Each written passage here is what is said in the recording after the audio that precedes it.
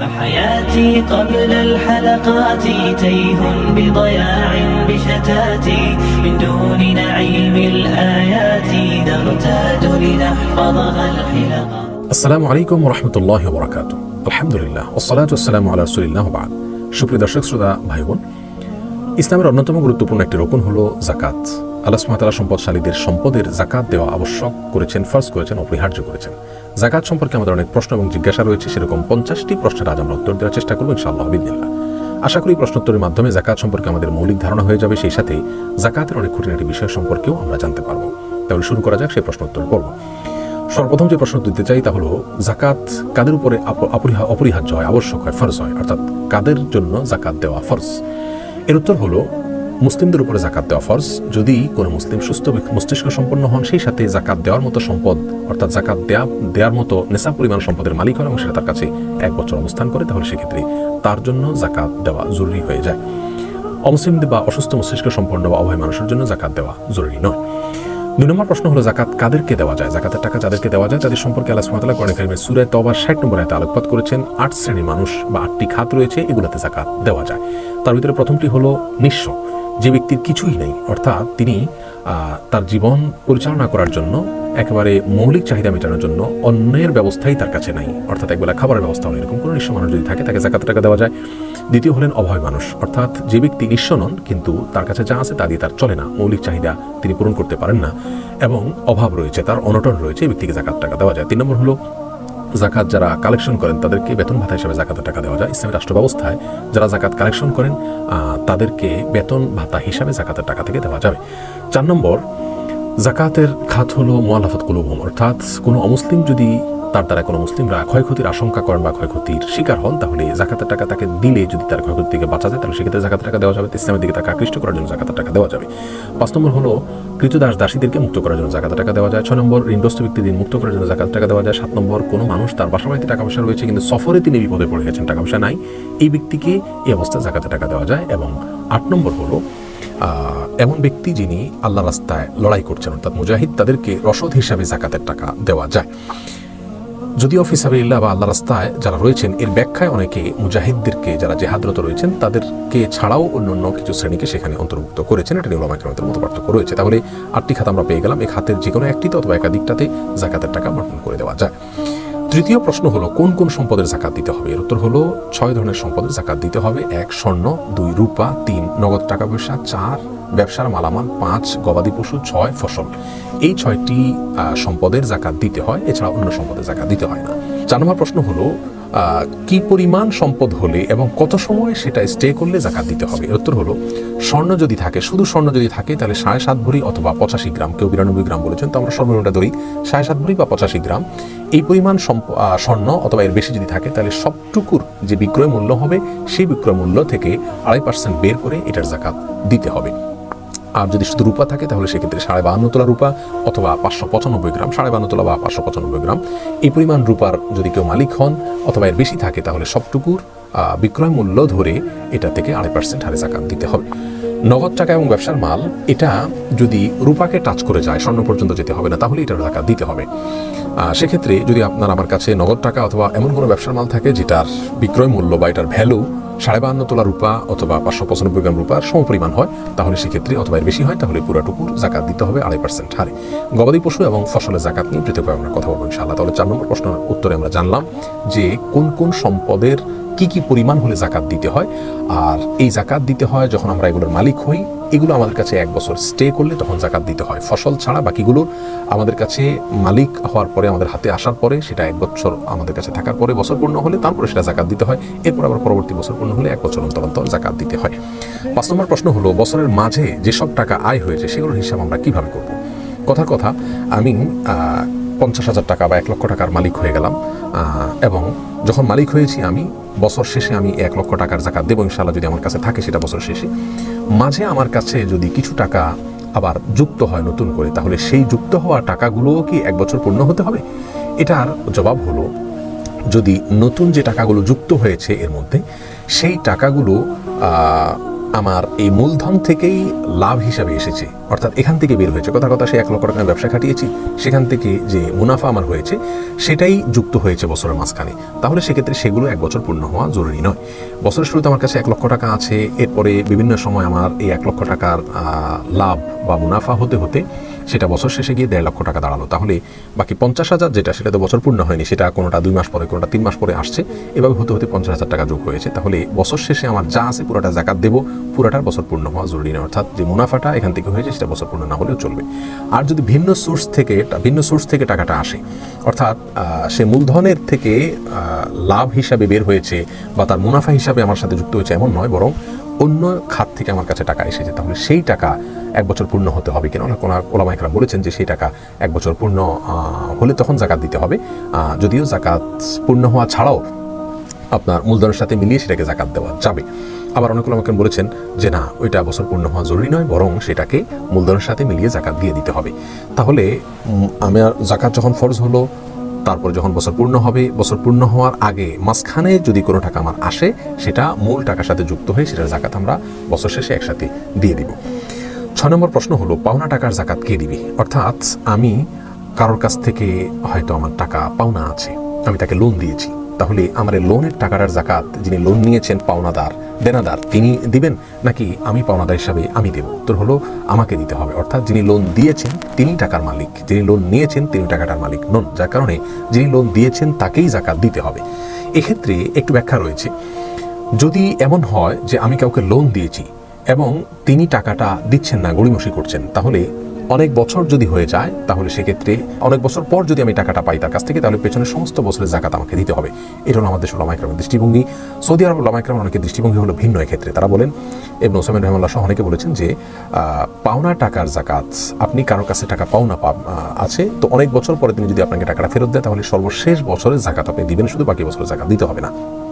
আবার বলছি, আমাদের ওলামা ইকরামের দৃষ্টিভঙ্গি এক্ষেত্রে কথার কথা, একজনকে আপনি টাকা হাওলাত দিয়েছেন, ধার দিয়েছেন, তিনি 4 বছর, 3 বছর বা 5 বছর পরে টাকাটা ফেরত দিয়েছে, তাহলে ফেরত আসার পর আপনার এই পেছনের প্রত্যেকটা বছরের জাকাত আপনাকে দিতে হবে। আর যদি তিনি টাকাটা দেবেন, সে আশা আপনার রয়েছে, সেই হিসাবে আপনি আগে থেকে জাকাত দিয়ে যান বছরে বছরে, তার কাছে টাকাটা পাওনা রয়েছে, সেই পাওনা টাকাটা আপনার সম্পদের সাথে যুক্ত করে আপনি সেটা হিসাব কাউন্ট করে বছর বছর দিয়ে যান, তাহলে তো যখন আপনি টাকাটা পেয়ে গেলেন তখন আর বিগত বছরে জাকাত দেওয়ার প্রশ্ন আসে না। তাহলে পাওনা টাকার জাকাত যিনি টাকার মালিক, অর্থাৎ যিনি লোন দিয়েছেন তাকেই দিতে হবে। যিনি লোন নিয়েছেন বা দেনাদার, তিনি পাওনা টাকার জাকাত দিবেন না। এরপরে 7 নম্বর প্রশ্ন হলো, পাওনা টাকা জাকাত হিসাবে কেটে দেওয়া যাবে কিনা? অনেক সময় আমরা কাউকে ধার দেওয়ার পরে লোকটা আর দিতে পারেন না বা দেন না, সেক্ষেত্রে আমরা এটাকে জাকাত হিসাবে কাউন্ট করতে পারবো কিনা? উত্তর হলো না, আমরা এটাকে জাকাত হিসাবে কাউন্ট করতে পারবো না, বরং দেওয়ার সময় যদি জাকাতের নিয়ত করে দেই তাহলে সেটাকে জাকাত হিসাবে কাউন্ট করা যাবে। আর যদি দেওয়ার সময় জাকাত হিসাবে কাউন্ট করা না হয়, পরবর্তীতে আমি মাঝখানে ফেসে গেছি, টাকাটা উসুল করতে পারছি না অথবা সে দিতে পারছে না, এই পরিস্থিতিতে এসে আমি তাকে জাকাতের থেকে কেটে দিলে সেটাতে আমার জাকাত আদায় হবে না, কারণ ইন্নামাল আমারু বিন্নিয়াত, আমি যখন টাকাটা দিয়েছি তখন কিন্তু জাকাতের নিয়তে দেইনি, এখন আদায় করতে পারছি না, ঠেকে গেছি, তাই আমি এখন জাকাতের নিয়ত করে ফেলছি, এবং জাকাত আদায় হবে না। যদি জাকাত আদায় করতে হয় তাহলে ওই ব্যক্তিকে আগে কিছু টাকা দিতে হবে, সেই যেহেতু ঋণগ্রস্ত ব্যক্তি হিসাবে তাকে জাকাত দেওয়া যাবে, সেই হিসাবে জাকাতের টাকা আপনি তাকে দিবেন, দিয়ে তার কাছ থেকে টাকাটা আবার লোন পরিশোধ হিসাবে নিয়ে নেবেন, এভাবে করলে জাকাতের টাকা আদায় হবে। 8 নম্বর প্রশ্ন হলো, ব্যবহৃত স্বর্ণের জাকাত দিতে হবে কিনা? এর উত্তর হলো, ব্যবহৃত স্বর্ণের জাকাত দিতে হবে, এটাই হলো বিশুদ্ধ মত। যদিও বিদ্বানদের মধ্যে মত পার্থক্য রয়েছে, কোনো বিদ্বান বলেছেন যে ব্যবহৃত স্বর্ণ অলংকার যেগুলো মহিলারা ব্যবহার করার জন্য রেখেছেন, এগুলো জাকাত দিতে হবে না। কিন্তু রাসূল করিম সাল্লাল্লাহু আলাইহি ওয়াসাল্লামের কাছে একজন মহিলা আসছেন, তার হাতে চুড়ি ছিল, তিনি বলেছেন এগুলো জাকাত দাও কিনা? তখন তিনি বলেছেন না, দেই না। তখন রাসূল করিম সাল্লাল্লাহু আলাইহি ওয়াসাল্লাম বলেছেন, তুমি কি চাও আল্লাহ সুবহানাহু ওয়া তাআলা তোমাকে জাহান্নামে 2টা চুড়ি পরাকের কারণে? এই হাদিস থেকে বোঝা যায় যে অলংকারের জাকাত দিতে হয়। এছাড়া সাধারণভাবে কোরআনে কারিমে স্বর্ণ এবং রূপার ক্ষেত্রে আল্লাহ সুবহানাহু ওয়া তাআলা বলেছেন, আল্লাযীনা ইয়াকনুজুনা আয-যাহাবা ওয়াল ফিদ্দাতা ওয়া লা ইউনফিকুনহা ফি সাবিলিল্লাহ, ইলা আখির আয়া। এই আয়াতে জাকাত এবং স্বর্ণ এবং রূপা এগুলো যদি কেউ সঞ্চয় করে এবং জাকাত না দেয়, তার জন্য শাস্তির কথা বলা হয়েছে। এখানে সাধারণ স্বর্ণের কথা বলা হয়েছে, অলংকার, গায়ের অলংকার সবকিছুর জন্য। যার কারণে বিশুদ্ধ মত হলো ব্যবহৃত স্বর্ণেরও জাকাত দিতে হবে যদি সেটা নেসাব পরিমাণ হয় এবং বছর পূর্ণ হয়। 9 নম্বর প্রশ্ন হলো, ভাই বোনকে জাকাত দেওয়া যাবে কিনা? উত্তর হলো হ্যাঁ, ভাই বোনকে জাকাত দেওয়া যাবে যদি তারা অভাবী হন, তারা যদি ফকির অথবা মিসকিন এই 2 ক্যাটাগরির কোনো একটাতে, অথবা ঋণগ্রস্ত কোনো একটা ক্যাটাগরি, 8টা খাতের কোনো একটা খাতের মধ্যে তারা যদি পড়ে যান, তাহলে তাদেরকে জাকাত দেওয়া যাবে। কারণ ভাই বোন বা রক্ত সম্পর্কীয় আত্মীয়, তাদেরকে জাকাত দিলে বরং ডাবল সওয়াব হয়, আত্মীয়তার সম্পর্ক রক্ষা করা এবং অভাব মোচন এবং জাকাত আদায় করা, 2টা সওয়াব আপনি পাবেন। অতএব ভাই বোনকে আপনি জাকাত দিতে পারবেন। 10 নম্বর প্রশ্ন হলো, স্ত্রীর গহনার জাকাত কে দিবেন? এর উত্তর হলো স্ত্রী গহনার জাকাত স্ত্রীকে দিতে হবে। ইসলামের দৃষ্টিতে নারীদের সম্পদের অধিকার, নারীদের সেখানে পুরুষদের কোনো অধিকার নাই, দায়ও নাই। তো স্ত্রীর সম্পদের মালিক তিনি, অধিকার সম্পন্ন তার, অতএব দায়ও তার। তিনি তার স্বর্ণের জাকাত দিবেন। অনেক সময় আমাদের অনেক মা বোনরা প্রশ্ন করেন যে আমাদের তো অনেক স্বর্ণ আছে, নগদ টাকা নেই, জাকাত দেবো কীভাবে? তো স্বর্ণ বিক্রি করে দিবেন। কথার কথা, আপনার যদি এই স্বর্ণগুলোর কোনো সার্ভিস আপনার করা লাগে, তো আপনি সার্ভিসটা কীভাবে করবেন? বছরে যদি একটা সময় যদি আপনার এটাকে সার্ভিস করা লাগতো, কথার কথা, তাহলে আপনি কীভাবে করতেন? স্বামীর কাছ থেকে চেয়ে নিতেন, ব্যবস্থা করতেন। তো এক্ষেত্রে আপনি স্বামীর কাছ থেকে চেয়ে নেবেন, অথবা কিছু স্বর্ণ বিক্রি করবেন, বা যেভাবে হোক আপনাকে ব্যবস্থা করতে হবে। ইসলাম মেয়েদের হাতে কোনো টাকা থাকবে না সেটা চায় না, এই জন্যই তো মোহরের ব্যবস্থা রেখেছে, এবং আরও নানা উপায়ে মেয়েদের কাছেও টাকা থাকবে, তারা তাদের টাকা থেকে জাকাত দিবেন। হ্যাঁ, কোনো মেয়ের যদি শুধু স্বর্ণ থাকে, কোনো টাকা না থাকে, তিনি চাইলে তার স্বামী, বাবা, ভাই কারোর কাছ থেকে সহায়তা নিয়ে তার জাকাতের টাকা তাদের কাছ থেকে আদায় করে নিয়ে জাকাত দিতে পারবেন, অথবা স্বর্ণ বিক্রি করে হলেও তাকে জাকাত দিতে হবে। যেভাবে হোক স্বর্ণ, তার যদি স্বর্ণ অথবা অলংকার জাকাত দেওয়ার মতো নেশা পরিমাণ হয়, তাহলে তাকে জাকাত দিতেই হবে, আর জাকাতটা তার জন্য দেওয়া কর্তব্য। হ্যাঁ, তার পক্ষ থেকে তার স্বামী, বাবা বা অন্য কেউ আদায় করে দিলে আদায় হয়ে যাবে, তবে শর্ত হলো তাকে বলে দিতে হবে যে তোমার স্বর্ণের জাকাত বা তোমার সম্পদের জাকাত আমি দিয়ে দিলাম। এটুকু তারা অবহিত করে দিলে জাকাত আদায় হয়ে যাবে ইনশাআল্লাহ বিদিল্লাহ। 11 নম্বর প্রশ্ন হলো, বাসার মেয়েদের স্বর্ণ একত্র করলে নেশাব পূর্ণ হয়, একত্র না করলে হয় না, এক্ষেত্রে করণীয় কি? খুব গুরুত্বপূর্ণ একটা প্রশ্ন। মায়ের কথা 3 ভরি আছে, মেয়ের একজনের 4 ভরি আছে, আরেক মেয়ের 2 ভরি আছে, পৃথকভাবে কারোরই 7.5 ভরি নাই, অর্থাৎ নেশাব পরিমাণ নাই, কিন্তু সবগুলো একত্র করলে নেশাব ক্রস করে যায়। তাহলে কি একত্র করে জাকাত দিতে হবে? উত্তর হলো না, কারণ ইসলাম প্রত্যেকটা মানুষের হিসাব আলাদা আলাদা করে রাখার জন্য বলে। যার কারণে মায়ের স্বর্ণ, মেয়ের স্বর্ণ, আরেক মেয়ের স্বর্ণ অথবা পুত্রবধূর স্বর্ণ, এগুলো প্রত্যেকটা যার যার, প্রত্যেকটা মানুষের অ্যাকাউন্ট, তার হিসাব নিকাশ সম্পূর্ণ তার। অতএব তার যদি স্বর্ণ নেশা পরিমাণ না হয়, তিনি জাকাত দিতে হবে না। আরেকজনেরটা যদি হয় তিনি দিবেন, আর যদি কারোরটাই পৃথকভাবে নেশা পরিমাণ না হয়, তাহলে কাউকেই জাকাত দিতে হবে না। 12 নম্বর প্রশ্ন হলো, ঋণগ্রস্ত ব্যক্তির জাকাতের বিধান কি? এর উত্তর হলো, যে ব্যক্তি ঋণগ্রস্ত সে ব্যক্তির জাকাত দেওয়ার ক্ষেত্রে দেখতে হবে তার টাকা পয়সা, ওই যে জাকাত যোগ্য যে 6টা অ্যাসেট আছে, এগুলো কি পরিমাণ আছে সেটা একসাথ করতে হবে। এরপরে তার লোন বা ঋণ কি পরিমাণ আছে সেটাকে একসাথ করতে হবে। তার লোন যে পরিমাণ রয়েছে, লোনের চাইতে যদি তার সম্পদ বেশি থাকে, এই বেশিটা যদি নেশাব পরিমাণ হয়, তাহলে তাকে জাকাত দিতে হবে। এটা হলো সাধারণ লোনের ক্ষেত্রে। কোনো মানুষ খেয়ে পরে বাঁচার জন্য, মৌলিক প্রয়োজন মেটানোর জন্য যদি লোন করেন, তাহলে তার জন্য এই কথা প্রযোজ্য। শিল্প লোন বা শিল্প ঋণ সহ যে সমস্ত ব্যবসায়িক ঋণ রয়েছে অথবা উন্নয়নমূলক ঋণ রয়েছে, বাড়ি করার জন্য আপনি লোন করেছেন, তাহলে সেই লোনের সাথে আপনার জাকাতের কোনো সম্পর্ক না, অর্থাৎ সেই লোনের টাকা আপনার অ্যাসেট থেকে বাদ দিয়ে জাকাত দিবেন না, বরং ওই লোনের জায়গায় থাকবে। আপনার পুরো সম্পদ যা রয়েছে সেটার জাকাত আপনাকে দিতে হবে। যদি সেটা জাকাত দেওয়ার মতো সম্পদ হয়, নেশাব পরিমাণ হয়, বছর পূর্ণ হয়, তাহলে জাকাত দিয়ে যেতে হবে, লোনটা কাটা যাবে না, শিল্প লোন অথবা বাণিজ্যিক লোন অথবা অন্যান্য লোন হলে। আর যদি মৌলিক চাহিদা মেটানোর জন্য, শিক্ষা, চিকিৎসা, আপনি অন্ন, বস্ত্র, এরকম কোনো একান্ত প্রয়োজন মেটানোর জন্য আপনি লোন করতে হয়েছে, সেই লোনের টাকাটা আপনি বাদ দিয়ে, সেই লোনের পরিমাণ টাকা বাদ দিয়ে বাকিটুকু যদি নেশাব পরিমাণ হয়, তাহলে আপনাকে জাকাত দিতে হবে। তাহলে আমরা জানলাম ঋণগ্রস্ত ব্যক্তির জাকাত কিভাবে দিবেন। ঋণের টাকা বাদে বাকিটুকুর জাকাত তাকে দিতে হবে যদি সেটা নেশাব পরিমাণ হয়। আর শিল্প লোন বা অন্যান্য লোনগুলো এর আওতাভুক্ত নয়। 13 নম্বর প্রশ্ন হলো, মসজিদ মাদ্রাসায় জাকাতের টাকা দেওয়া যাবে কিনা? এর উত্তর হলো, মসজিদে জাকাতের টাকা কোনো অবস্থায় দেওয়া যাবে না। মাদ্রাসায় জাকাতের টাকা মাদ্রাসার উন্নয়নমূলক কাজে অথবা শিক্ষকদের বেতন ইত্যাদি দেওয়া যাবে না। জাকাত দিতে হবে গরিবকে মালিক বানিয়ে। আপনি যাকে দিবেন তিনি যাতে এটা তার মতো করে খরচ করতে পারে। মাদ্রাসার উন্নয়নমূলক কাজে করলে সেটা ধনী ছাত্র সেখানে পড়বে, গরিব ছাত্র পড়বে, আর তাছাড়া এটা এককভাবে কোনো গরিব মালিকও হবে না, যার কারণে মাদ্রাসার উন্নয়নমূলক কাজে জাকাত দেওয়া যাবে না। তবে হ্যাঁ, অনেক মাদ্রাসায় লিল্লাহ ফান্ড রয়েছে, সেই লিল্লাহ ফান্ডে আপনি জাকাতের টাকা দিতে পারবেন। সেই টাকা থেকে গরিব অভাবী ছাত্রদের প্রয়োজন মেটানো হবে, তাদের ভরণ পোষণের জন্য ব্যয় করা হবে, সেক্ষেত্রে জাকাতের টাকা দেওয়া যেতে পারে মাদ্রাসার লিল্লাহ ফান্ডে। 14 নম্বর প্রশ্ন হলো, শাড়ি লুঙ্গি দিয়ে জাকাত আদায় করা যাবে কিনা? উত্তর হলো, শাড়ি লুঙ্গি দিয়ে জাকাত আদায় করার যে প্রচলন আমাদের সমাজে রয়েছে, এটা গর্হিত। এভাবে জাকাত আদায় করা যাবে না, এভাবে জাকাত দেওয়া যাবে না, বরং গরিব এবং অভাবী মানুষের যেভাবে দিলে উপকার হয় সেভাবে দিতে হবে, অর্থাৎ নগদ টাকা পয়সা দিতে হবে। জাকাতের শাড়ি লুঙ্গি মানে হলো আজকাল এমন শাড়ি লুঙ্গি যে ওটা এক ধোয়াতেই শেষ হয়ে যায় এবং সবচাইতে কম দামের, এটাকে জাকাতের শাড়ি লুঙ্গি বলতে আমরা বুঝে থাকি সাধারণত। তো গরিব মানুষ হয়তো তার এর চেয়ে প্রয়োজনীয় কোনো জিনিস দরকার আছে, তো তাকে আমি শাড়ি লুঙ্গি দিলে তার ওই প্রয়োজনটা সে মেটাতে পারবে না, দারিদ্র্য বিমোচনটা হবে না, যার কারণে শাড়ি লুঙ্গি নয়, বরং গরিবকে তার প্রয়োজন মেটানোর জন্য নগদ অর্থ দিয়ে জাকাত আদায় করা উচিত। 15 নম্বর প্রশ্ন হলো, জাকাতের টাকা দিয়ে নলকূপ খনন বা জনকল্যাণমূলক কাজ করা যাবে কি না? উত্তর হলো না। জাকাতের টাকা গরিবকে মালিক বানিয়ে দিতে হবে, সে তার মতো স্বাধীনভাবে খরচ করবে। আপনি যদি নলকূপ বানিয়ে দেন এবং সেই নলকূপে যে কোনো মানুষ পানি পান করে, তাহলে সেক্ষেত্রে তো গরিব একচ্ছত্র মালিকানা হলো না তার।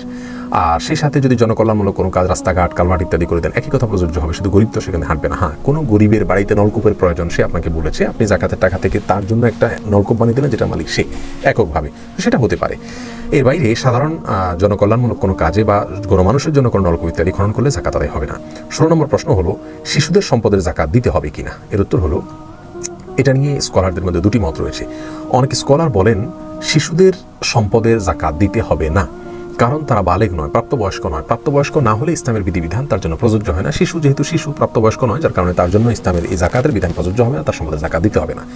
এর বিপরীতে অনেক ওলামা ইকরাম বলেন না, শিশুদেরও সম্পদের জাকাত দিতে হবে, কারণ শিশুদের সম্পদ জাকাতের জন্য দিতে হবে যে জাকাতটা আসলে ব্যক্তির উপর না, বরং সম্পদের উপর দিতে হয়, আবশ্যক হয়। আল্লাহ সুবহানাহু ওয়া তাআলা বলেছেন, খুয মিন আমওয়ালিহিম সাদাকাতান তুতাহিরুহুম ওয়া তুযাক্কিহিম, অর্থাৎ আপনি তাদের সম্পদ থেকে জাকাত কালেকশন করুন। আল্লাহ সুবহানাহু ওয়া তাআলা তার রাসূল সাল্লাল্লাহু আলাইহি ওয়াসাল্লামকে নির্দেশ করছেন। তাহলে এই আয়াত থেকে আমরা দেখতে পেলাম জাকাত এটা সম্পদের উপরে অপরিহার্য করা হচ্ছে, ব্যক্তির উপরে না। অতএব মালিক কি শিশু না অন্য কি এটা দেখার বিষয় না।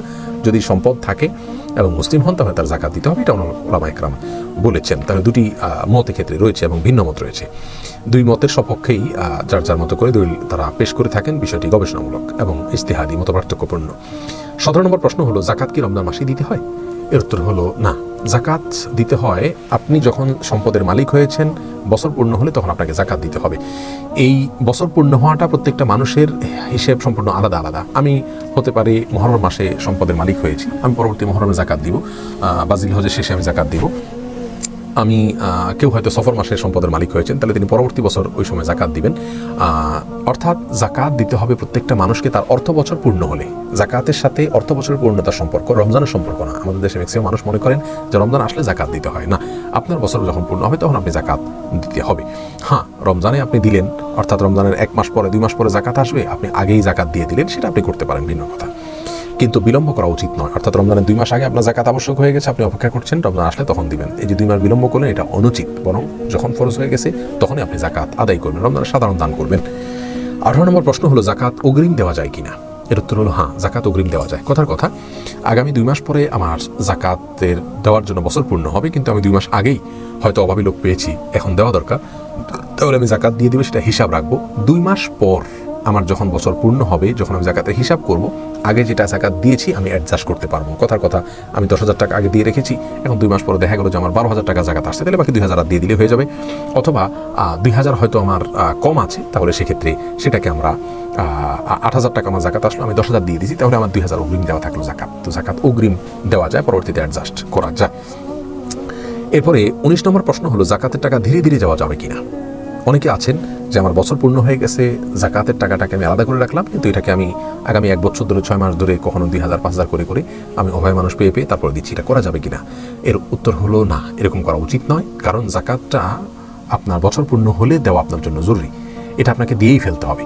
আপনি যদি আপনার কাছে এটা রেখে দেন তাহলে কিন্তু জাকাত আদায় হবে না। এমনকি আপনি পৃথক করে রেখে দিয়েছেন আপনারই বাসার কোনো এক জায়গায়, তাহলে জাকাত আদায় হবে না। এটা গরিবের হাতে পৌঁছার আগ পর্যন্ত আপনার জাকাত আদায় হবে না। যার কারণে জাকাত বছর পূর্ণ হওয়ার পরে আপনি জাকাতের টাকা রেখে দিলেন, সারা বছর ধরে একটু একটু করে দিলেন, এটা করা উচিত নয়। আপনি যেটা করতে পারেন সেটা হলো অগ্রিম, অর্থাৎ জাকাত আপনার আরও 6 মাস 7 মাস 8 মাস বা 1 বছর পরে পূর্ণ হবে, তখন জাকাত দিবেন।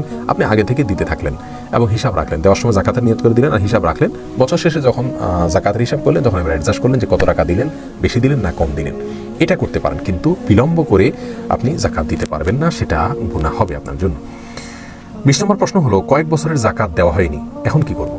এর উত্তর হলো তওবা করবেন, আল্লাহর কাছে মাপ চাইবেন এবং পেছনের প্রত্যেক বছরে জাকাত দিতে হবে। ফর এক্সাম্পল 4 বছর 5 বছর ধরে আমি সম্পদের মালিক, কিন্তু আমি জাকাত দিচ্ছি না, এখন বুঝ হয়েছে, তাহলে 4-5 বছরের জাকাত যা এসেছিল সেটা কাউন্ট করে বা অনুমান করে বের করে সেটাকে আমাকে দিয়ে দিতে হবে এখন একসাথে। 21 নম্বর প্রশ্ন হলো কাউকে না বলে জাকাত দেওয়া যাবে কিনা। উত্তর হলো হ্যাঁ, দেওয়া যাবে। অনেক অভাবী মানুষ আছে, আত্মীয় স্বজন আছে, যাদেরকে জাকাত দিতে গেলে জাকাতের টাকা বললে তারা মনে কষ্ট পাবেন, তাহলে আপনি তাদেরকে জাকাতের টাকা বলে দেওয়ার দরকার নেই, বরং আপনি নিজে দেওয়ার সময় নিয়ত করবেন জাকাত থেকে দিচ্ছেন, কিন্তু তাকে দিলেন যে তুমি খরচ করিও, তাতে জাকাত আদায় হয়ে যাবে। 22 নম্বর প্রশ্ন হলো স্বর্ণ ও রূপার মধ্যে কোনটাকে নেশাব হিসাবে ধরতে হবে। এর উত্তর হলো আপনার নগদ টাকা বা ব্যবসার মাল যদি হয়, তাহলে সেটা স্বর্ণ বা রূপার যে কোনো একটার সাথে মিলে গেলেই আপনাকে জাকাত দিতে হবে, কারণ দুইটাই হলো মৌলিক। যেহেতু রূপার দাম কম, অতএব রূপার সাথে মিলে যাবে খুব সহজে, সেটাই স্বাভাবিক। যার কারণে কারোর কাছে যদি শুধু টাকা থাকে অথবা ব্যবসার মাল থাকে, তাহলে সেটা স্বর্ণের নেশাব পূর্ণ হওয়ার অপেক্ষা করার দরকার নেই। কারণ 85 গ্রাম স্বর্ণের নেশাব পরিমাণ টাকা হতে অনেক টাকা লাগবে, কিন্তু রূপা 52.5 তোলা বা 595 গ্রাম রূপা, এটার মূল্য পরিমাণ টাকা বা ব্যবসার মাল হতে খুব বেশি টাকা বা বেশি ব্যবসার মাল লাগবে না। যার কারণে সর্বনিম্নটাকে হিসাব করতে হবে। জাকাতের ক্ষেত্রে স্বর্ণ এবং রূপার ক্ষেত্রে যে কোনো একটার সাথে মিলে গেলেই জাকাত দিতে হবে, কারণ সর্বনিম্নটাই আমাকে ধরতে হবে। স্বর্ণ বা রূপার যে কোনো একটা, কোনো কালে কোনো সমাজে যদি কথার কথা এমন হয় অলৌকিকভাবে যে স্বর্ণের দাম কম হয়ে গেল, রূপার দাম বেশি হয়ে গেল, তাহলে স্বর্ণের সাথে মিলে গেলে তারা তখন জাকাত দিবেন। তো আমাদেরকে এখন বর্তমানে যেহেতু রূপার দাম কম, দেখতে হবে যে নগদ টাকা অথবা ব্যবসার মাল, এটা যদি এটার যে মূল্য বা ভ্যালু, এটা যদি রূপার সমপরিমাণ হয়ে যায় তাহলে আমাকে জাকাত দিতে হবে। স্বর্ণের জন্য আর অপেক্ষা করার দরকার নাই। 23 নম্বর প্রশ্ন হলো, বাবা মাকে জাকাতের টাকা দেওয়া যাবে কিনা? এর উত্তর হলো, বাবা মাকে জাকাতের টাকা দেওয়া যাবে না। নিজের বাবা মাকে জাকাতের টাকা দিবেন না, নিজের সন্তানদেরকেও জাকাতের টাকা দিতে পারবেন না। আপনি বাবা মাকে জাকাতের টাকা দিলে তাহলে তাদেরকে ভরণ পোষণ আপনি কোথায় দিচ্ছেন? তাদের জাকাতের টাকা দেওয়ার উপযুক্ত হওয়ার মানে হলো তাদের ভরণ পোষণের ব্যবস্থা নেই। ভরণ পোষণ তো আপনার কর্তব্যের অংশ, আপনি সন্তান হিসাবে, তাহলে আবার জাকাতের টাকা কেন দিবেন? যদিও অনেক ওলামা ইকরাম বাবাকে জাকাতের টাকা দেওয়া যাবে বলে থাকেন, কিন্তু বিশুদ্ধ মত হলো জাকাতের টাকা বাবাকে দিবেন না, কারণ বাবার ভরণ পোষণের দায়িত্ব আপনার উপরে যদি তার কোনো সম্পদ না থাকে। আপনি জাকাত দিচ্ছেন, তার মানে জাকাত দেওয়ার মতো সম্পদ আপনার রয়েছে, তাহলে আপনি জাকাত কেন দিবেন? আপনি তো ভরণ পোষণ দিবেন বাবা মাকে, যার কারণে তাদেরকে জাকাতের টাকা দিতে পারবেন না। আর সন্তানদেরও ভরণ পোষণ দেওয়ার দায়িত্ব আপনার, যার কারণে তাদেরকে আপনি যে ভরণ পোষণের দেওয়ার দায়িত্ব যেহেতু আছে, জাকাতের টাকা তাদেরকে দিতে পারবেন না। যাদের ভরণ পোষণের দায়িত্ব আপনার নয়, যেমন ভাই বোন, তাদের বালক হয়ে গেলে, প্রাপ্তবয়স্ক হয়ে গেলে তাদের আর ভরণ পোষণের দায়িত্ব আপনার থাকে না, যার কারণে তাদেরকে আপনি জাকাত দিতে পারবেন। এমনিভাবে যে কোনো আত্মীয় স্বজন যাদের ভরণ পোষণ বহন করা ইসলাম শরীয়তের দৃষ্টিকোণ থেকে আপনার উপরে আবশ্যক নয়, কর্তব্য নয়, তাদেরকে আপনি জাকাতের টাকা দিতে পারবেন। 24 নম্বর প্রশ্ন হলো, ডায়মন্ডের জাকাত দিতে হবে কিনা? এর উত্তর হলো না। ডায়মন্ড বা হীরা এগুলোর দাম যতই হোক না কেন, যদি এগুলো ব্যবহারের জন্য অলংকার হিসেবে থাকে তাহলে এগুলোর জাকাত দিতে হবে না, কারণ স্বর্ণ এবং রূপা এটাই হলো আন্তর্জাতিক মুদ্রা হিসাবে ধরা হয়, এগুলোর জাকাত শুধু দিতে হবে। ডায়মন্ড এটার যদি ব্যবসায়িক পণ্য হিসাবে কেউ রাখেন দোকানে বিক্রির জন্য, তাহলে সেক্ষেত্রে ওইটার মূল্যের জাকাত দিতে হবে, মূলধনের মূল্যের জাকাত দিতে হবে। 25 নম্বর প্রশ্ন হলো, স্ত্রী জাকাত স্বামী আদায় করলে হবে কিনা? এর উত্তর হলো হ্যাঁ, স্ত্রী জাকাত স্বামী আদায় করলে হয়ে যাবে, তবে স্বামী স্ত্রীকে জানাতে হবে যে তোমার জাকাত আমি দিয়ে দিলাম। স্ত্রী জানলেই না তিনি তার মতো দিয়ে দিলেন, তাহলে জাকাত আদায় হবে না। 26 নম্বর প্রশ্ন হলো, কোনো বেনামাজিকে জাকাত দেওয়া যাবে কিনা? এর উত্তর হলো, বেনামাজি যদি তিনি নামাজ পড়ছেন না, কিন্তু নামাজ পড়া উচিত এটা মনে করেন, বা নামাজ না পড়ার কারণে অপরাধ বোধ আছে, নামাজকে অস্বীকার করেন না, তাহলে তাকে জাকাতের টাকা দেওয়া যাবে, কারণ এ ধরনের ব্যক্তিকে আমরা কাফের মনে করি না। হ্যাঁ, যে সমস্ত ওলামা ইকরাম মনে করেন যে বেনামাজি তিনি কাফের, ইচ্ছাকৃত সালাত ত্যাগকারী কাফের, এরকম যারা মনে করেন তাদের মতে বেনামাজিকে জাকাত দেওয়া যাবে না। 27 নম্বর প্রশ্ন হলো, কিছু স্বর্ণ আর কিছু টাকা আছে, কোনোটার নেশাব পূর্ণ হয়নি, তাহলে জাকাত কিভাবে দিব? খুবই গুরুত্বপূর্ণ একটি প্রশ্ন। কথার কথা, আপনার কাছে 3 ভরি স্বর্ণ আছে আর নগদ 20,000 টাকা আছে, তাহলে 20,000 টাকা এটাও 52.5 তোলা রূপা কেনার মতো টাকা নয়, তাহলে টাকার পৃথকভাবে জাকাত হয় না। আবার 3.5 ভরি অথবা 3 ভরি স্বর্ণ রয়েছে, এটা স্বর্ণের নেশাব পূর্ণ হয় না, যার কারণে পৃথকভাবে সেটার জাকাত আসে না। তাহলে টাকা এবং স্বর্ণ আলাদা আলাদা ধরলে কোনটার জাকাত আসে না, সেক্ষেত্রে আমরা দুইটাকে মিলিয়ে জাকাত দিতে হবে কিনা? উত্তর হলো হ্যাঁ, যেহেতু টাকা আছে এবং সাথে স্বর্ণ আছে, সেক্ষেত্রে সমস্ত ওলামা ইকরাম একমত ব্যাপারে যে আমাদেরকে মেলাতে হবে। অর্থাৎ স্বর্ণ 3.5 ভরি বা 3 ভরি যেটাই থাকুক, বা 4 ভরি ফর এক্সাম্পল, এটার বিক্রয় মূল্য কত? যদি এটার বিক্রয় মূল্য 1.5 লক্ষ বা 2 লক্ষ টাকা হয়, তাহলে তার সাথে আর 20,000 ক্যাশ যুক্ত করে 1,60,000, 70,000 বা 80,000 যেটাই হয়, এটা যেহেতু 52.5 তোলা রূপা কেনার মতো হয়ে গেছে, অতএব এটার জাকাত দিতে হবে। শুধু স্বর্ণ থাকলে সেক্ষেত্রে 7.5 ভরির আগে জাকাত দেওয়া লাগতো না। যেহেতু স্বর্ণের সাথে নগদ টাকা অথবা রূপা বা ব্যবসা মাল যুক্ত হয়েছে, এবার পুরাটা মিলে রূপারটা টাচ করলেই জাকাত দিতে হবে। কোনো কোনো আলেমরা এর বিরোধিতা করেন, কিন্তু জমহুর বা সংখ্যাগরিষ্ঠ ওলামা ইকরাম সারা দুনিয়াতে, আরবে অনারবে, আমাদের দেশের সব জায়গায় ওলামা ইকরাম এক্ষেত্রে এই ফতোয়াই দিয়েছেন। অর্থাৎ যদি শুধু নগদ টাকা থাকে, যে টাকা আলাদাভাবে রূপার নেশাব পূর্ণ করে না, আবার স্বর্ণ থাকে সে স্বর্ণের নেশাব পূর্ণ করে না, তাহলে দুইটাকে একত্র করে, দুইটার ভ্যালুকে একত্র করার পরে যদি রূপার সমপরিমাণ হয়, রূপার নেশাব সমপরিমাণ হয়, তাহলে পুরাটুকু জাকাত 2.5% হারে দিতে হবে। অনেকেই মাসআলা না জানার কারণে আমরা জাকাত দিচ্ছি না, অথবা এভাবে হিসাব করলে অনেক লোকের কিন্তু জাকাত হয়ে যায়। 28 নম্বর প্রশ্ন হলো, স্বর্ণ বা রূপার জাকাত কি বাজার মূল্য হিসাব করে দিতে হবে নাকি বিক্রয় মূল্য হিসাব করে? এর উত্তর হলো বিক্রয় মূল্য হিসাব করে দিতে হবে। আপনার কাছে যে পরিমাণ স্বর্ণ বা রূপা রয়েছে অথবা ব্যবসার মাল রয়েছে, এটা এখন বিক্রি করতে গেলে যে পরিমাণ মূল্য পাবেন আপনি, সেই পরিমাণ মূল্য হিসাব করে তার থেকে 2.5% বের করে জাকাত দিতে হবে। এটা আপনি কেনার সময় কত দিয়ে কিনেছেন সেটাও দেখার বিষয় নয়, এবং এটা আপনি বাজারে এখন কিনতে গেলে কত দিয়ে কিনবেন সেটাও দেখার বিষয় নয়। আপনি বিক্রি করতে গেলে কত মূল্য পাবেন সেটা দেখার বিষয়, সেখান থেকে 2.5% বের করে আপনাকে জাকাত দিতে হবে।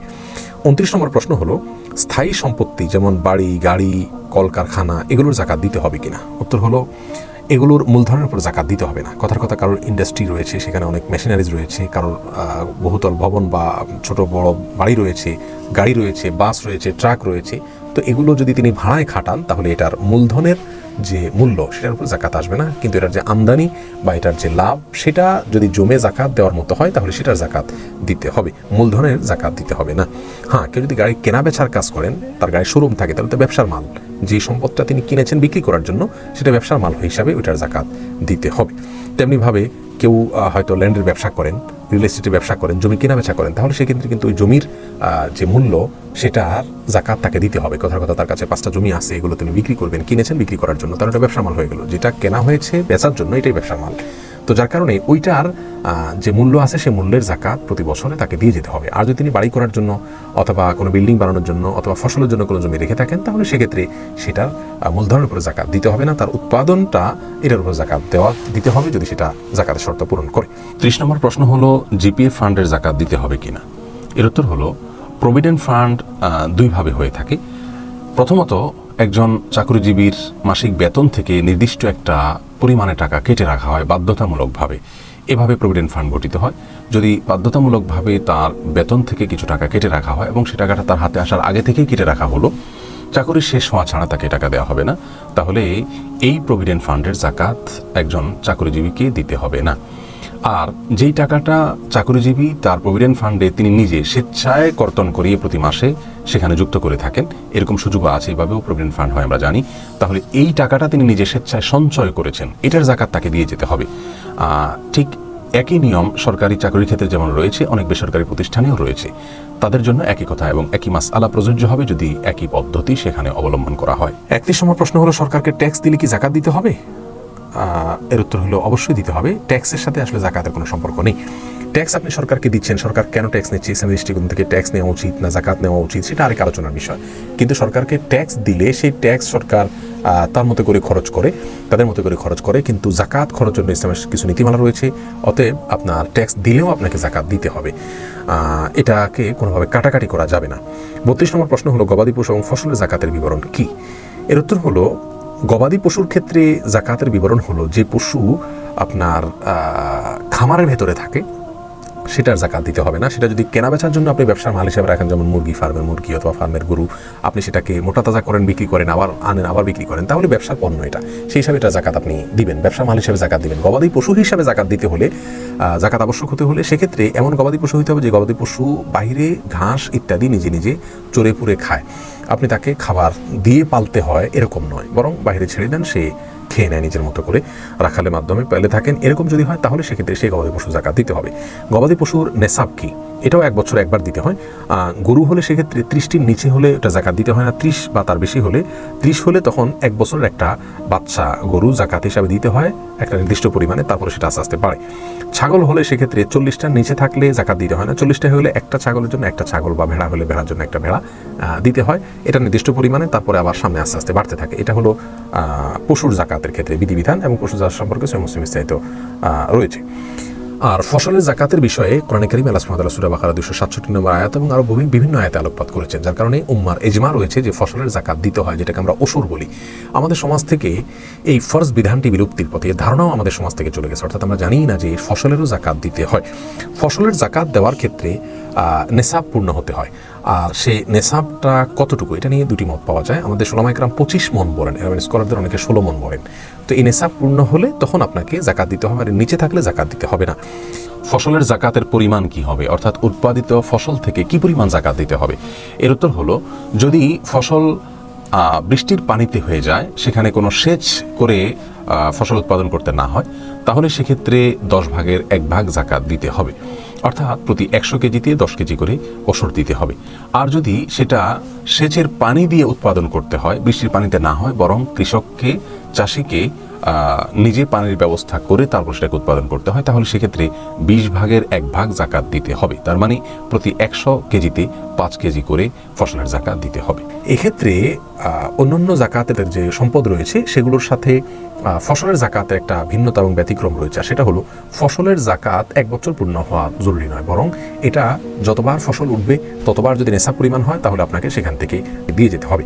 এটা যতবার ফসল উঠবে, বছরে 3টা ফসল উঠবে 3বার দিতে হবে, 2টা ফসল 2বার উঠবে দিবেন, আর যদি একবার না উঠে তাহলে তো দেওয়ার প্রশ্নই নেই। এরপরে 33 নম্বর প্রশ্ন হলো জাকাতের টাকা দিয়ে ত্রাণ দেওয়া যাবে কিনা। উত্তর হলো না, জাকাতের টাকা দিয়ে আপনি সাধারণ ত্রাণ দিতে পারবেন না, কারণ ত্রাণ দিলে সেটা ধনী গরিব যে কোনো মানুষের কাছে যেতে পারে। সব অভাবীরাই কিন্তু জাকাতের মুস্তাহিক নন। অনেক লোকের অভাব আছে, কিন্তু সে অভাবটা জাকাত পাওয়ার মতো অভাব নয়। কারোর শিক্ষার খরচ মেটাতে পারছেন না, কিন্তু উচ্চশিক্ষা করতে নিতে পারছেন না, কিন্তু আর অন্যান্য আলহামদুলিল্লাহ মৌলিক যে প্রয়োজনগুলো সেগুলো তিনি মেটাতে পারছেন, তাহলে সেক্ষেত্রে কিন্তু তিনি জাকাতের হকদার নন। তো ত্রাণ কিন্তু অনেককে দেওয়া যায়, কিন্তু জাকাত সবাইকে দেওয়া যায় না। যার কারণে ত্রাণের মধ্যে জাকাতের টাকা দিলে যাদেরকে দিচ্ছেন তারা জাকাতের হকদার, এটা নিশ্চিত করে তারপরে আপনি দিতে পারবেন। 34 নম্বর প্রশ্ন হলো অভাবী লোককে টাকা না দিয়ে কোনো কিছু কিনে দেওয়া যাবে কিনা। উত্তর হলো তার জন্য উপকারী যেটা হয় সেটা দিতে হবে, কারণ হাদিসে দানের ক্ষেত্রে, সাদাকার ক্ষেত্রে গরিবের জন্য যেটা কল্যাণকর সেটাই দেওয়ার জন্য আমাদেরকে নির্দেশ দেওয়া হয়েছে। যার কারণে আজকাল ক্যাশ টাকা দিলে তার সবচেয়ে বেশি উপকার হয়, তখন ক্যাশ টাকা দিতে হবে। কিন্তু কোনো অভাবী লোক যদি ক্যাশ টাকা দিলে সে এটাকে নষ্ট করে ফেলবে, এটার সঠিক ব্যবহার করবে না, এরকম আশঙ্কা থাকে, তাহলে সেক্ষেত্রে তার জন্য কল্যাণকর কোনো কিছু করে দিলেন, সেটা আপনার জন্য জায়েজ হবে। আল্লাহ তাআলা বলছেন ওয়ালা তুসফামু আলাকুম, তোমাদের সম্পদ নির্বোধদেরকে দিও না, তারা এগুলো নষ্ট করে ফেলবে। 35 নম্বর প্রশ্ন হলো ডিপিএস এর জাকাত দিতে হবে কিনা। উত্তর হ্যাঁ, ডিপিএস এর জাকাত আপনাকে দিতে হবে, যেহেতু এটা আপনার সম্পদ এবং আপনি এই সম্পদের যে কোনো সময় এটাকে আপনি উঠাতে পারবেন, নির্দিষ্ট সময় শেষেই আপনি এটাকে উত্তোলন করতে পারবেন এবং ভাঙতে পারবেন, সেই হিসাবে ডিপিএসের টাকা জাকাত দিতে হবে। 36 নম্বর প্রশ্ন হলো ব্যবসার জাকাত কিভাবে হিসাব করব। এর উত্তর হলো আপনি ব্যবসার মালকে বছর যখন পূর্ণ হয়ে যাবে, বছর পূর্ণ হওয়ার পর আপনি কী পরিমাণ মাল আছে সেটাকে হিসাব করে বের করবেন, এরপর এটার বিক্রয় মূল্য যেটা সেটা বের করে সেখান থেকে 2.5% আপনাকে জাকাত দিতে হবে। 37 নম্বর প্রশ্ন হলো চাষের মাছের জাকাত কিভাবে দিতে হবে। এর উত্তর হলো আমি যে মাছ চাষ করছি সে মাছটা ব্যবসার পণ্য, আমি এটার পোনা কিনছি, তারপর সেটা বড় করে তারপর বিক্রি করছি, এটা কিনছি এবং বিক্রি করছি, ব্যবসা পণ্য হিসাবে এটার যে বিক্রয় মূল্য আছে সেটা ধরে আমাকে 2.5% হারে জাকাত দিতে হবে। 38 নম্বর প্রশ্ন হলো শ্যালক যদি গরিব হয় দুলাভাইয়ের কাছে জাকাতের টাকা নিতে পারবে কিনা। উত্তর হলো হ্যাঁ পারবে, কারণ শ্যালকের ব্যয়ভার বহন করা দুলাভাইয়ের জন্য আবশ্যক নয়, যার কারণে তিনি জাকাত থেকে তাকে টাকা দিতেই পারেন। 39 নম্বর প্রশ্ন হলো অমুসলিমকে জাকাতে টাকা দেওয়া যাবে কিনা। উত্তর হলো সাধারণ অবস্থায় দেওয়া যাবে না, কারণ জাকাত এটা মুসলিমরা দিবে, মুসলিমদেরকে দিতে হবে, অর্থাৎ মুসলিমদের টাকা মুসলিমদেরকে দিবে, যেহেতু অমুসলিমরা এখানে দিচ্ছে না, অতএব অমুসলিমদেরকে জাকাত দেওয়ার প্রশ্ন আসে না। হ্যাঁ, সাধারণ দানের টাকা মুসলিম অমুসলিম সবাইকে দেওয়া যাবে। এরপর 40 নম্বর প্রশ্ন হলো জাকাতের টাকা কি বিভিন্ন সেবামূলক সংগঠনকে দান করা যাবে। যদি কোনো সেবামূলক সংগঠন আপনার ইসলামী সংগঠন হয়, ওলামা ইকরামের প্রত্যক্ষ তত্ত্বাবধান থাকে, তারা জাকাতের টাকাকে উপযুক্ত হকদারের কাছে পৌঁছাবেন বলে নিশ্চয়তা থাকে, তাহলে সেক্ষেত্রে তাদের কাছে জাকাতের টাকা দেওয়া যেতে পারে, সেক্ষেত্রে হিসেব করে দায়িত্বের সাথে দিতে হবে। 41 নম্বর প্রশ্ন হলো ফিক্সড ডিপোজিট এবং বন্ড সার্টিফিকেটে জাকাত দিতে হবে কিনা। উত্তর না হ্যাঁ, নগদ টাকার মতো ফিক্সড ডিপোজিট, বন্ড সার্টিফিকেট অথবা এই জাতীয় যেগুলো রয়েছে এগুলোর জাকাত আপনার হিসাব করে দিতে হবে প্রতি বছর একবার করে। 42 নম্বর প্রশ্ন হলো বছরের মাঝামাঝি নেশাব থেকে কমে গেলে জাকাত দিতে হবে কিনা। অনেকের এমন হতে পারে বছরের শুরুতে জাকাত দেওয়ার মতো 9.5 লাখ রুপা কেনার মতো টাকা ছিল, বছরের শেষেও ছিল, কিন্তু মাঝখানে কিছু টাকা কমে গেছে, অর্থাৎ নেশাব থেকে নিচে নেমে গেছে, তাই তার জাকাত দিতে হবে কিনা। এক্ষেত্রে আরবেন স্কলারদের মত হলো না, তাকে জাকাত দিতে হবে না, কমে গেলে আবার নতুন করে যখন ফিল আপ হবে নেশাব পরিমাণ তখন থেকে আবার নতুন করে তার বছরের কাউন্ট হবে, বছরের শুরু ধরা হবে। আমাদের দেশের ওলামা ইকরাম অবশ্য ভিন্ন কথা বলেন, তারা বলেন যে যদি কমে যায় এবং তিনি একদম নিঃস্ব হয়ে না যান তাহলে সেক্ষেত্রে তার এটাতে কোনো জাকাতে ফরক পড়বে না, বরং জাকাত তিনি দিয়ে যেতে হবে। বছরের মাঝখানে যদি কিছুটা নেশাব থেকে নেমেও যায় এবং একদম নিঃস্ব হয়ে না যান তিনি, তাহলে তার এর ফলে জাকাতের কোনো প্রভাব পড়বে না, তিনি বছর শেষে ঠিকই জাকাত দিতে হবে। তাহলে দুটি মত রয়েছে, আমরা এ বিষয়ে দুটাই বললাম। 43 নম্বর প্রশ্ন হলো ইংরেজি বর্ষ হিসাবে জাকাত দিতে হবে নাকি আরবি বর্ষ হিসাবে। উত্তর হলো চান্দ্রবর্ষ হিসাবে জাকাত দিতে হবে, সৌরবর্ষ হিসাবে নয়। আমরা যদি কেউ চান্দ্রবর্ষ হিসাব করাটা কঠিন হয় তাহলে সৌরবর্ষ হিসাব করে আমরা সৌরবর্ষ চান্দ্রবর্ষের যে কয়েকটা দিনের ডিফারেন্স বা পার্থক্য রয়েছে সেই 10-15 দিন আগে আমরা জাকাত দিয়ে দিলে জাকাত আদায় হয়ে যাবে সৌরবর্ষ হিসাব করলেও। 44 নম্বর হলো ব্যবহারের গাড়ি বা মূল্যবান আসবাবপত্রের জাকাত দিতে হবে কিনা। এর উত্তর হলো ব্যবহারের গাড়ি যত বড় দামি হোক না কেন বা মূল্যবান আসবাবপত্র যত দামি হোক না কেন এগুলোর জাকাত দিতে হবে না। 45 নম্বর প্রশ্ন হলো হজ বা বিয়ের উদ্দেশ্যে জমানো টাকার জাকাত দিতে হবে কিনা। উত্তর হলো হ্যাঁ, হজ বিয়ে বা ভালো কাজের জন্য আপনি টাকা জমা করেছেন, যেহেতু এটা জমা করা টাকা থাকে তাহলে সেক্ষেত্রে এটারও জাকাত আপনাকে দিয়ে যেতে হবে। 46 নম্বর প্রশ্ন হলো জাকাত হিসেবের সময় মহরের টাকা বাদ দেওয়া যাবে কিনা। উত্তর হলো না, মহরের টাকা বাদ দেওয়া যাবে না। জাকাত হিসাব করার সময় মহরের টাকা দেনা হিসাবে আপনি এটাকে বাদ দিতে পারবেন না। কেউ যদি মনে করেন যে আমার মহরদার হয়েছে 10 লাখ 20 লাখ টাকা, তো এটা তো আমি দেনাদার, ঋণকে তো বাদ দিয়ে তারপরে হিসাব করা যায় জাকাত ঋণের টাকা বাদ দিয়ে, কিন্তু মহর এরকম ঋণ নয় যে ঋণকে বাদ দিয়ে জাকাত হিসাব করতে হয়। যার কারণে মহরের টাকা এটাকে আপনি এই ঋণটাকে হিসাব করা ছাড়াই আপনার পুরো সম্পদের জাকাত আপনাকে দিতে হবে, ওই ঋণকে আমলে নেওয়া যাবে না জাকাত দেওয়ার ক্ষেত্রে। এরপরে 47 নম্বর প্রশ্ন হলো মোহর হস্তগত না হলে স্ত্রীকে জাকাত দিতে হবে কি না। অর্থাৎ কোনো মেয়ে মানুষ তিনি তার স্বামীর কাছে মোহরের টাকা পাওনা আছে, কিন্তু স্বামীটা তাকে এখনো পরিশোধ করেন নাই, তাহলে সেক্ষেত্রে স্ত্রী অন্যের কাছে টাকা পাওনা আছে, পাওনা টাকার জাকাত দিতে হয়, সেই হিসাবে মোহরের টাকারও জাকাত কি স্ত্রী দিয়ে যাবে কিনা? উত্তর হলো না। এটা যতক্ষণ পর্যন্ত তিনি মালিক না হয়েছেন বা তার হাতে না আসছে ততক্ষণ পর্যন্ত তিনি তার মালিকানাটা পূর্ণতা পায়নি, যার কারণে তিনি এটার জাকাত দিয়ে যাবেন না। বরং যদি তিনি কখনো হস্তগত হয় তারপর থেকে তিনি 1 বছর পূর্ণ হলে জাকাত দিয়ে যাবেন, যদি সে তার কাছে স্টে করে। 48 নম্বর প্রশ্ন হলো স্বামী স্ত্রী একে অন্যকে জাকাত দিতে পারবে কিনা। এর উত্তর হলো স্বামী তার স্ত্রীকে জাকাতে টাকা দিতে পারবেন না, কারণ স্ত্রীর ভরণ পোষণ স্বামীর কর্তব্যে রয়েছে। তাহলে যার ভরণ পোষণ দেওয়া আমার কর্তব্য রয়েছে, তাহলে আমি জাকাত দেবো কেন? তাকে তো ভরণ পোষণ দিতে হবে। আর স্ত্রী যদি সম্পদশালী হন, স্বামী যদি অভাবী হন, তাহলে সেক্ষেত্রে স্বামীকে স্ত্রী জাকাতে টাকা দিতে পারবেন, কারণ স্বামীর ভরণ পোষণ স্ত্রীর দায়িত্বে পড়ে না, যার কারণে তিনি তাকে জাকাতের টাকা দিতে পারবেন। তাহলে আমরা জানলাম যে স্বামী তার স্ত্রীকে জাকাতের টাকা দিতে পারবেন না, কিন্তু স্ত্রী স্বামীকে জাকাতের টাকা দিতে পারবেন। 49 নম্বর প্রশ্ন হলো জাকাতের টাকা পৃথক করে রাখলেই কি আদায় হয়ে যাবে? অনেক ভাইরা আছেন জাকাতের টাকা বছর পূর্ণ হলে পৃথক করে রাখেন, এরপর আস্তে আস্তে সেখান থেকে দেন। উত্তর হলো আপনি পৃথক করে রাখলে জাকাত আদায় হয়ে যাবে না, যতক্ষণ পর্যন্ত গরিবের কাছে পৌঁছায় না দিবেন ততক্ষণ জাকাত আদায় হবে না। 50 নম্বর প্রশ্ন হলো কাজের লোকজনকে জাকাত দেওয়া যাবে কিনা। উত্তর হলো আমাদের কাজের লোকজন, কাজের বুয়া হোক, হাউস ড্রাইভার হোক, অথবা অন্য অধীনস্থ কোনো লোকজন হোক, তারা যদি জাকাত পাওয়ার মতো হকদার হয়, অভাবী হয়, আজকাল কিন্তু অনেক কাজের লোকদেরও অনেক সঞ্চয় থাকে, যদি সেরকম কিছু না হয় তাহলে জাকাতের হকদার হলে তাদের বেতন ঠিকঠাক মতো দিয়ে অতিরিক্ত হিসাবে জাকাতের টাকা আপনি দিতে পারবেন। আর যদি বেতনের টাকার জায়গায় আপনি জাকাত দেন নাউজুবিল্লাহ, তাহলে সেক্ষেত্রে আপনার জাকাত আদায় হবে না। তাহলে কাজের লোকজনকে জাকাতের টাকা দেওয়া যাবে শর্ত সাপেক্ষে, যদি তারা জাকাতের হকদার হয় এবং বেতনের এক্সট্রা হিসাব যদি আপনি তাদেরকে দেন তাহলে জাকাত আদায় হয়ে যাবে ইনশাআল্লাহ। প্রিয় দর্শক, জাকাত সম্পর্কে 50টা প্রশ্ন উত্তর আমরা জানলাম, এরকম আরও বহু প্রশ্ন আছে যেগুলোর উত্তর আমাদের জানা উচিত। আমি আশা করি এই 50টা প্রশ্নের উত্তর থেকে আপনি সেগুলোর উত্তর নিজে নিজে বের করে নিতে পারবেন। তারপরেও আপনার পুরো বিষয়টা কি আরও ভালোভাবে জানার জন্য কোনো আলেমের শরণাপন্ন হয়ে জাকাত সম্পর্কে বিস্তারিত জেনে তারপর আমরা জাকাত আদায় করবো। আল্লাহ সুবহানাহু ওয়া তাআলা আমাদের সকলকে ইসলামের নলেজ অর্জন করা, কোরআন সুন্নাহর ইলম অর্জন করার যে ফজ রয়েছে সেই ফজটা আল্লাহ তাআলা আমাদের সবাইকে আদায় করার তৌফিক দান করুন। আজকের মতো তাহলে এখানে শেষ করছি। ইনশাআল্লাহ জাকাত বিষয়ে কথা হবে অন্য কোনো আলোচনায়, অন্য কোনো অনুষ্ঠানে, লাইভে অথবা রেকর্ড কোনো অনুষ্ঠানে। আল্লাহ তাআলা আমাদের সবাইকে ভালো রাখুন, সুস্থ রাখুন।